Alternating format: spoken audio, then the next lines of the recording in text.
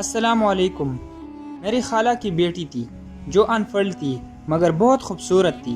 مجھے میری ماں نے کہا کہ تم اس سے شادی کرو مگر میں نے انکار کر دیا۔ پھر ایک دفعہ میں ان کے گھر چلا گیا۔ جب میں نے کمرے کی کھڑکی سے اندر دیکھا تو میرے پاؤں تلے زمین نکل گئی کیونکہ وہ کزن سے وہ کچن میں کڑی پیاز کاٹ رہی تھی۔ میں نے دیکھا کہ اس کی آنکھیں سرخ تھے اور مسلسل آنسو بہہ رہے تھے۔ میں نے ہمدردی سے پوچھا کہ رو کیوں رہی ہو؟ بھیگی آنکھوں سے ہنستے ہوئے بولی نہیں تو پیاز کاٹ رہی تھی، بہت ہی کڑوا ہے۔ میں نے کہا امی بلا رہی ہیں، رشتے دیکھنے والے لوگ آ گئے ہیں۔ اس نے کہا ٹھیک ہے۔ اس نے پہلے آنکھیں صاف کیے اور پھر ٹرے میں کولڈ ڈرنکس فروٹ وغیرہ رکھ کر دوپٹہ ٹھیک سے اوڑھا اور باہر کی طرف چل دی۔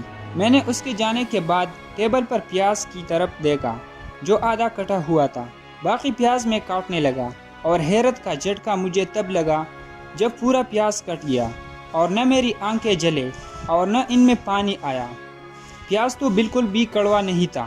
میں نے اس کے قدموں کے آہٹ سن کر دیکھا تو وہ ٹرے میں بسکٹ بھی رکھ رہی تھی اور خاموش آنکھوں کے ساتھ میری طرف دیکھ رہی تھی، اور وہ میری آنکھوں میں آنکھیں ڈال کر دھیمے لہجے میں کہنے لگی کیا ہوا یار، زندگی کو اچھی بلی تو ہے، والدین بہن بھائی، اچھی تعلیم، عزت اور زندگی کی ہر سہولت ہے، پھر یہ زندگی سے ناشکری کیوں؟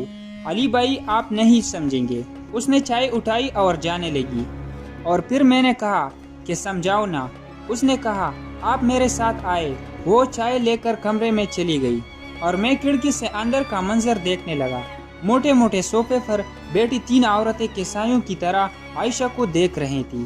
میں کھڑکی کے باہر کھڑا تھا مگر وہ نظر کی چوبند مجھے بھی بے قرار کر گئی۔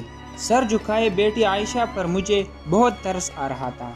ایک عورت نے چپتے الفاظ میں پوچھا کہ بہن آپ کے خاندان میں اور کوئی رشتہ دار نہیں؟